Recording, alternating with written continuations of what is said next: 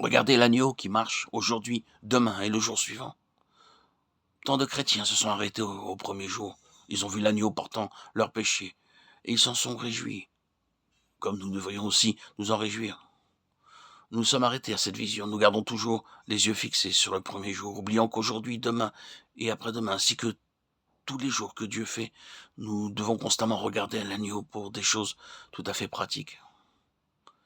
Il faudra à maintes reprises que vous et moi, nous disparaissions de la scène, les circonstances devenant trop difficiles à supporter, et que nous nous replacions un court instant devant le Seigneur pour remporter la victoire dans ce combat.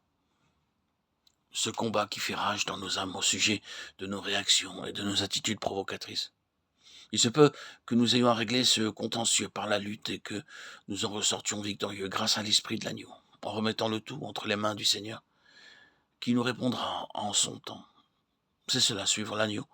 L'agneau se retirait souvent pour être avec son père à cause des situations qu'il rencontrait. Il lutta jusqu'au bout. Puis, il fit un pas de plus. Puis, ayant fait quelques pas en avant, il se jeta contre terre et pria que s'il était possible cette heure s'éloigne de lui. Il disait, « Abba, Père, toutes choses te sont possibles, éloigne de moi cette coupe. Toutefois, non pas ce que je veux, mais ce que tu veux. » Marc 14, 35-36. Le prix à payer était élevé, et il lutta jusqu'au bout et en ressortit serein d'une sérénité étonnante, fruit de cette lutte secrète qu'il avait eue dans son âme. Il livra son âme à la mort. Ésaïe 53, 12. L'agneau est pleinement consacré à Dieu.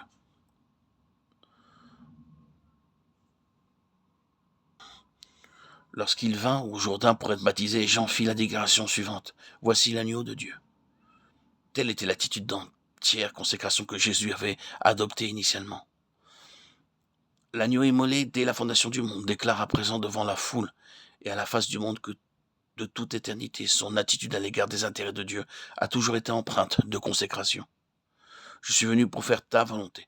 Je ne suis pas venu pour remettre en question ou pour contester cette volonté. Je ne suis pas venu non plus pour l'admirer. Je suis venu pour l'accomplir en tout point, totalement de A à Z. L'épisode du Jourdain ne fait ressortir que la proclamation du Fils. Il ne s'agissait pas d'accepter la volonté de Dieu. Ceci avait déjà eu lieu avant la fondation du monde, et c'est à ce moment-là que l'agneau fut immolé. Arrêtons-nous un peu sur cette déclaration, l'agneau immolé dès la fondation du monde. Que signifie-t-elle ? Elle signifie tout simplement que dans les conseils de Dieu, alors que les trois personnes de la Trinité s'entretenaient de ce grand dessein, ce dessein éternel, et décidaient de le mettre en application, nous parlons ici à la manière des hommes. Le Père dit alors au Fils, « Tu sais ce qui va se passer, tu es bien conscient du défi qui t'attend, et tu connais les dégâts occasionnés par l'intrusion du péché. Le prix à payer pour sauvegarder ce dont nous parlons en ce moment est exorbitant. Cela nous coûtera tout. » Alors le Fils répondit, « Père, je payerai le prix. » Voilà ce qu'il faut entendre par l'agneau immolé. Puis le Père dit, « Très bien, nous en partagerons les frais. Le prix à payer sera à la fois le mien et le tien. » Et c'est à cet instant que nous pouvons intercaler cette phrase, « Dieu a tant aimé le monde qu'il a donné son Fils unique. » Lorsque le Fils fit son apparition ici-bas, il ne fit que prendre publiquement sur terre la position qu'il avait entérinée auparavant et la proclamer ouvertement. C'est au Jourdain que sa consécration totale et son engagement sans faille furent manifestés.